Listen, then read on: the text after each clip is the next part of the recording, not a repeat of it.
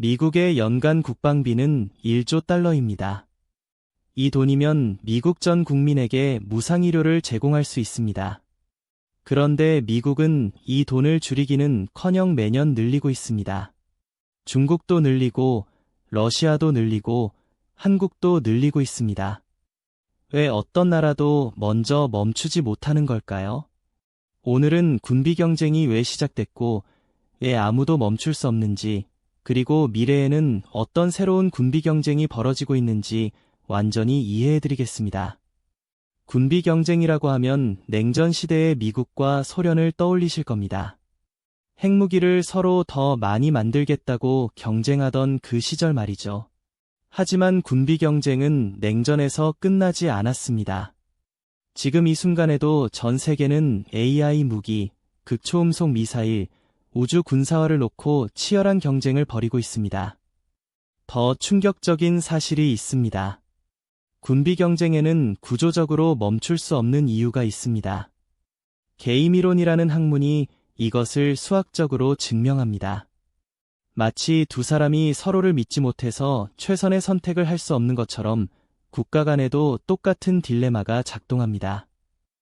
여기에 방산기업과 정치인이 만들어내는 거대한 이익 구조까지 더해지면 상황은 더 복잡해집니다. 이 영상을 끝까지 보시면 뉴스에서 국방비 증액, 무기 수출, 군산 복합체라는 단어가 나올 때마다 그 뒤에 숨겨진 진짜 메커니즘을 이해하실 수 있습니다. 군비 경쟁의 역사는 인류의 역사와 함께합니다. 하지만 인류가 경험한 가장 극단적인 군비 경쟁은 냉전 시대에 벌어졌습니다. 1945년 미국이 히로시마에 원자폭탄을 투하합니다. 전 세계가 충격에 빠졌지만 소련은 다른 생각을 했습니다. 우리도 만들어야 한다. 1949년 소련이 첫 핵실험에 성공합니다. 여기서부터 광기가 시작됩니다. 미국이 수소폭탄을 만들면 소련도 만들고, 미국이 대륙간 탄도미사일을 개발하면 소련도 개발합니다. 1960년대가 되자 양쪽 모두 상대방을 수십 번 멸망시킬 수 있는 핵무기를 보유하게 됩니다. 미국과 소련이 보유한 핵탄두 수는 최대 7만 개에 달했습니다. 지구를 여러 번 파괴하고도 남는 양입니다. 이 상황에서 등장한 개념이 상호 확증 파괴, 영어로 MAD입니다. Mutually Assured Destruction. 약자가 MAD, 즉 미쳤다는 뜻인 것은 우연이 아닐 겁니다. 상호 확증 파괴란 한쪽이 핵을 쏘면 상대방도 보복 핵 공격을 하여 양쪽 모두 완전히 파괴된다는 독트린입니다. 역설적으로 이것이 핵전쟁을 억제했습니다. 먼저 쏘면 자기도 죽으니까 아무도 쏘지 못하는 겁니다. 그런데 여기서 질문이 생깁니다. 양쪽 다 쏘면 둘 다 망하는 걸 아는데 왜 핵무기를 줄이지 않았을까요? 이것을 설명하는 것이 게임이론의 죄수의 딜레마입니다. 두 나라가 있다고 가정합시다. 둘 다 군비를 줄이면 양쪽 모두 이득입니다. 국방비를 복지에 쓸 수 있으니까요. 하지만 내가 줄이는데 상대가 안 줄이면 나만 약해집니다. 반대로 상대가 줄이는데 나만 유지하면 내가 압도적 우위를 점합니다. 결과적으로 상대가 어떤 선택을 하든 나는 군비를 유지하는 것이 합리적입니다. 상대도 같은 계산을 합니다. 그래서 둘 다 군비를 줄이지 못합니다. 이것이 군비 경쟁이 멈추지 않는 구조적 이유입니다. 수학적으로 증명된 딜레마입니다. 신뢰가 없는 상황에서는 협력보다 배신이 합리적 선택이 됩니다. 냉전이 끝난 후 핵무기 감축 조약들이 체결됐지만 완전한 핵폐기는 여전히 이루어지지 않고 있습니다. 현재도 전 세계에는 약 1만 2천 개의 핵탄두가 남아 있습니다. 줄이긴 했지만 여전히 지구를 파괴할 수 있는 양입니다. 죄수의 딜레마가 현실에서도 작동하고 있기 때문입니다. 서로 먼저 내려놓기를 두려워하는 이 구조적 공포가 군비 경쟁이 첫 번째 엔진입니다. 군비 경쟁이 멈추지 않는 두 번째 이유가 있습니다. 바로 군산 복합체입니다. 1961년 미국 대통령 아이젠하워는 퇴임 연설에서 충격적인 경고를 합니다. 군산 복합체의 부당한 영향력 확대를 경계해야 한다. 아이젠하워는 2차 세계대전 연합군 최고사령관 출신입니다.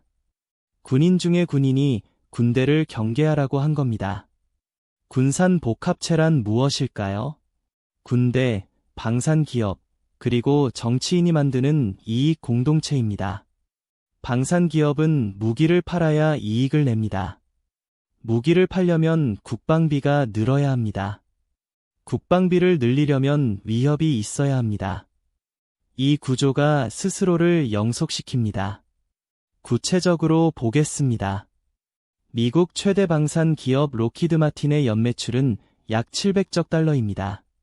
레이시온, 보잉, 노스롭 그루먼, 제너럴 다이내믹스까지 미국 상위 5개 방산 기업의 합산 매출은 약 2천억 달러를 넘습니다. 이들 기업은 엄청난 로비 자금을 씁니다. 미국 방산업계의 연간 로비 비용은 수억 달러에 달합니다.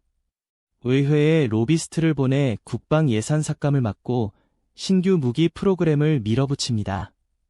더 교묘한 것이 회전문 인사입니다.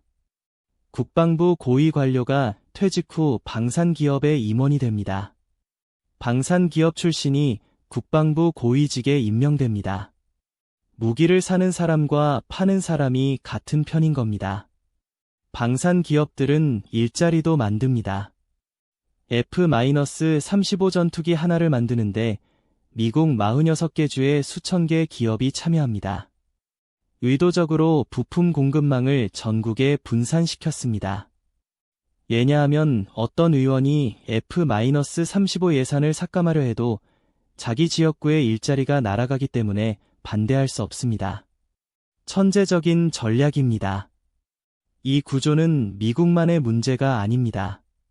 러시아의 로소보론엑스포트, 중국의 국영 방산 기업들, 유럽의 베시스템즈와 에어버스 디펜스까지 전 세계 방산 산업은 수천억 달러 규모의 거대한 시장입니다. 국방비가 줄면 이 기업들의 매출이 줄고 일자리가 줄고 로비 자금이 줄어 정치적 영향력이 약해집니다. 그래서 이들은 국방비가 줄어드는 것을 절대 원하지 않습니다. 아이젠하워의 경고는 60년이 지난 지금 더욱 현실이 되었습니다. GDP 대비 국방비 비율을 보면 미국이 약 3.5%, 러시아가 약 4%, 이스라엘이 약 5%입니다. 전 세계 군사비 지출 총액은 연간 2조 4천억 달러를 넘었습니다. 인류 역사상 최대 규모입니다. 참고로 유엔의 연간 예산은 약 30억 달러입니다. 전 세계 군사비의 0.1%에 불과합니다. 평화를 유지하는 데 쓰는 돈보다 전쟁을 준비하는 데 쓰는 돈이 800배 이상 많은 셈입니다. 냉전은 끝났지만 군비 경쟁은 새로운 형태로 진화하고 있습니다. 첫째, AI 무기입니다. 인공지능이 스스로 목표물을 식별하고 공격하는 자율살상 무기가 개발되고 있습니다.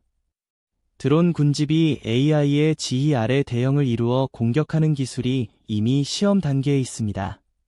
미국, 중국, 러시아, 이스라엘이 AI 무기 개발에 수십억 달러를 투자하고 있습니다. 문제는 AI 무기에 대한 국제적 규제가 거의 없다는 것입니다. 핵무기에는 비확산 조약이 있지만 AI 무기에는 그런 조약이 없습니다. 새로운 군비 경쟁이 규제 없이 진행되고 있는 겁니다. 둘째, 극초음속 미사일입니다. 음속의 5배 이상으로 날아가면서 방향을 바꿀 수 있는 미사일입니다. 기존 미사일 방어 시스템으로는 요격이 사실상 불가능합니다. 러시아가 지르콘 극초음속 미사일을 실전 배치했고 중국도 DF-17을 배치했습니다. 미국은 뒤늦게 개발에 박차를 가하고 있습니다. 극초음속 무기는 기존의 군사적 균형을 완전히 뒤집을 수 있습니다. 방어가 불가능한 공격 수단이 등장했기 때문입니다.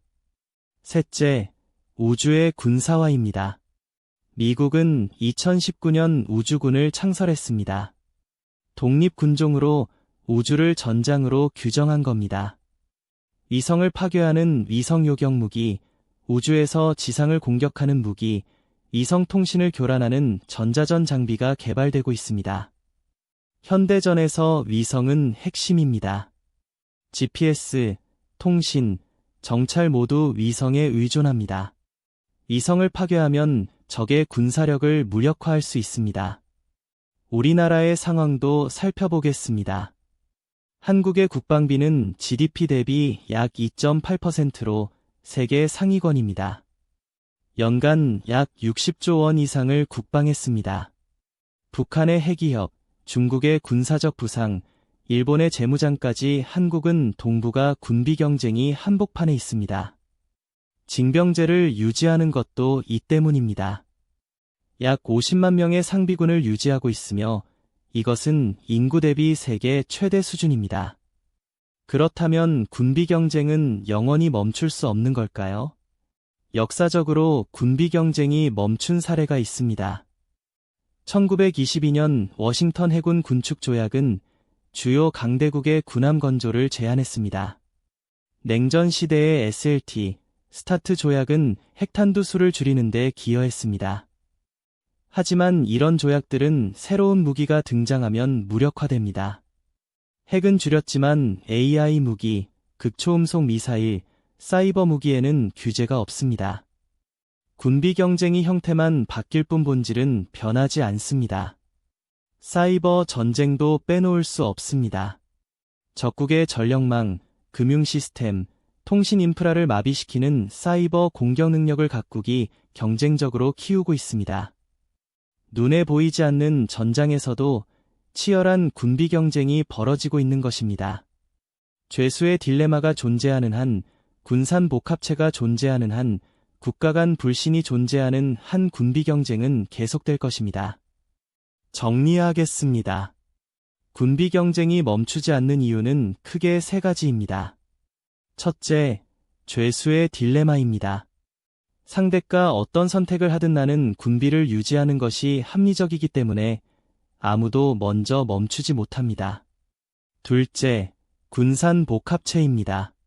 방산 기업, 군대, 정치인이 만드는 이익 공동체가 국방비 삭감을 구조적으로 불가능하게 만듭니다.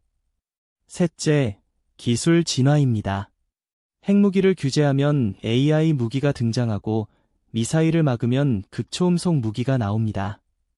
군비 경쟁이 형태만 바뀔 뿐 본질은 사라지지 않습니다. 전 세계가 매년 2조 달러 이상을 군사비에 쓰고 있습니다. 이 돈이 교육과 복지에 쓰인다면 세상이 어떻게 달라질지 생각해 보시기 바랍니다.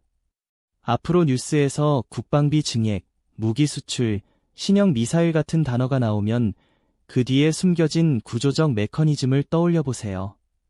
단순한 안보 뉴스가 아니라 게임 이론과 군산 복합체, 그리고 기술 경쟁이 만들어낸 거대한 구조의 일부라는 것을 이해하실 수 있을 겁니다. 그 뉴스의 진짜 의미가 보이기 시작할 겁니다. 지금까지 국제정치와 경제의 핵심 개념들을 하나하나 살펴보았습니다.